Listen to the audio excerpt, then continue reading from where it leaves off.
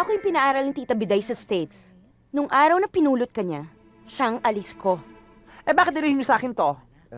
Sir, siguro naman po nilihim lang ni Senyora Biday dahil baka nga po magselos kayo.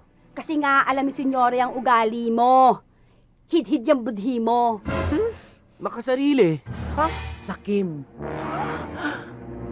O ikaw, may opinion ka rin? Wala po. Bata pa po kasi ako nun eh. Pero usap-usapan nung sa opisina, demonyo raw kayo sa lupa. Nabalitaan mo yun? Ano ba sinasabi? Oo. Maganda yan ganyan. Sana lang alam nyo kahihinat na namang sinasabi nyo, ha? Magsilas ka kayo rito! Ayoko kayo makita! Hindi mo pwedeng gawin yan! Nasa last will and testament ni Tita Biday na may properties at pera rin siyang iniwan para sa akin. At sa opisina kung saan ka nagre-reyna-reynahan, may share din ako doon. Nasa last will din na hindi mo kami pwede tanggalin sa bahay na ito. Kundi 50% ng lahat ng mamanahi mo mapupunta sa amin. Ah, ganon. Kaya ang lalakas ng loob nyong takutin ako. Hindi naman po sa ganun, sir. Sinabihan lang naman po namin kayo para malaman nyo kung bakit inilihim sa inyo ni Senyora ang lahat. Oo nga. Yun lang. Sige. Pero hindi nakasaad sa last will and testament ng mama kung paano ko kayo tatratuhing lahat. Anak, pasensya ka na.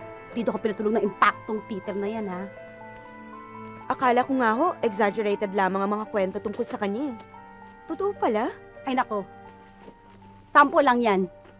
Mas malala ang makikita mo pa nakasama mo yun. Ba't nga ba naging ganon? Mabait naman si Tita Biday at kayong lahat dito. Ewan ko nga ba? Kay Senyora Biday lang mabait yung taong yan eh. Natural! Alam nga naman magpakita siya ng kagaspangan ng ugali niya. Eh di pinalaya siya katulad ng ginawa sa kanya ng tatay niya. At talaga ako ang pampaantok nyong mag-ina, ha? At talaga nag-aabala kang tiktikan kami. Di hindi ka man lang nagpalit ng damit. Oo. At matatahimik lang ang kaluluwa ko kung hindi na kayo natutulog dito sa pamamahay ko.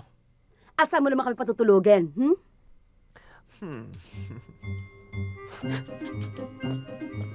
Maita, huwag ka nang umiyak. Hindi niiyakin yung hayop na yun. Sinong hayop dito? Itong mga kasama natin sa kwadra o si Peter? Both. Matching type lang sila. Anak, nahihiya ako sa iyo eh. Okay lang, ma. Hindi tayo magpapatalo sa kabayo. Yung mga kasama niyo dito sa kwadra o kay Peter? Both. Oh, ayun, di ba? Yan. Oh, ngumiti ka, ngumiti ka. Ganda mong ngiti. Yan. Ayan, natulala. Oh, bilis, bilis, bilis. Kunin mo na, sige na. Kunin natin. Sige na, bilisan mo na. Bilisan mo na. Dali.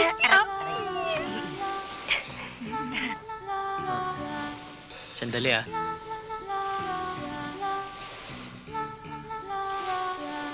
Lumapit. Hindi mo na yan ah. Oh, bilis na. Oh, liyan. Hindi na. Yan. Ayan. Pose. Yan.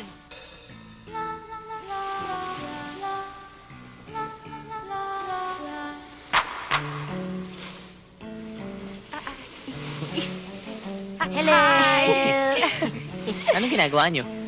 Ang ganda ng suot niya, di ba? O, di ba? Ang ganda-ganda niya. Tignan mo. Bagay na bagay, di ba? Swak na swak. Saan mo sinungkit yan? Nasaan pa ay? Ha? Sinungkit nyo?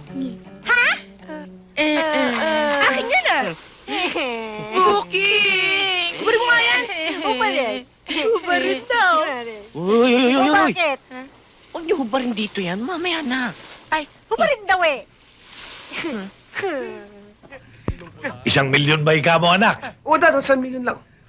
Bilang ika-74 na panganay ko. Kulang yung 1,000,000. Aanin mo ba?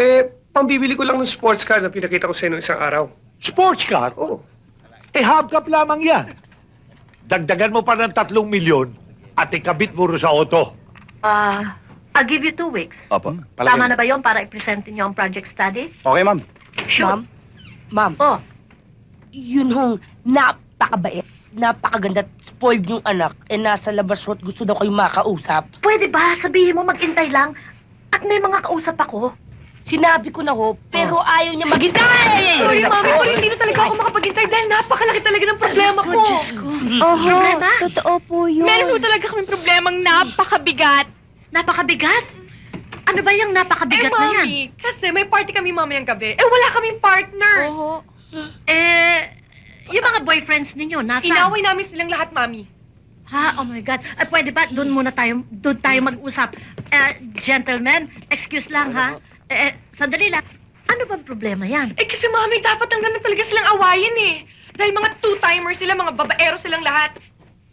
Kaya Mami, tulungan niyo naman kami. Hindi na namin alam kung anong gagawin namin. Please, tita. Oho. Teka. Yan ba ang pinakamabigat na problemang sinasabi ninyo? Ang wala kayong kasama sa disco mamayang gabi? Yes, Opo. Mami. Okay. Wala na kayong problema.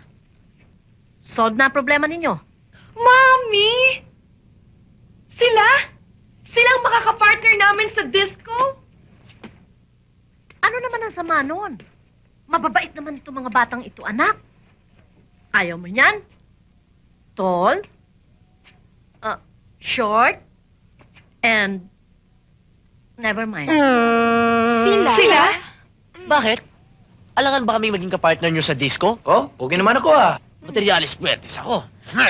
Kung sa bagay, pwede na sa akin si Tal. Okay. At saka pwede naman sa akin tong si Shorty. Mami, wag mo sabihin sa akin mapupunta tong si Nevermind. Anak, wag mo naman siyang masyadong laitin. Ikaw yung sa... Ako na ngayon. Akala ko hindi mo na maalala eh. Ba't ka napunta dito? Yung address na hinahanap ko pala, sa inyo pala yun eh. Kaya, imahe mo, binigyan ako ng trabaho. Pero huwag ka mag-alala. Bagay naman tayo eh. Lahi kami mistiso. Mami, lalo kaming kakatsawan yan eh. Lalo akong kakatsawan lagachi, pero yung masabi ko, ipapalit ko sa kanila. Mas mayaman at mas pogi, tapos ito mapupunta sa akin. Never mind.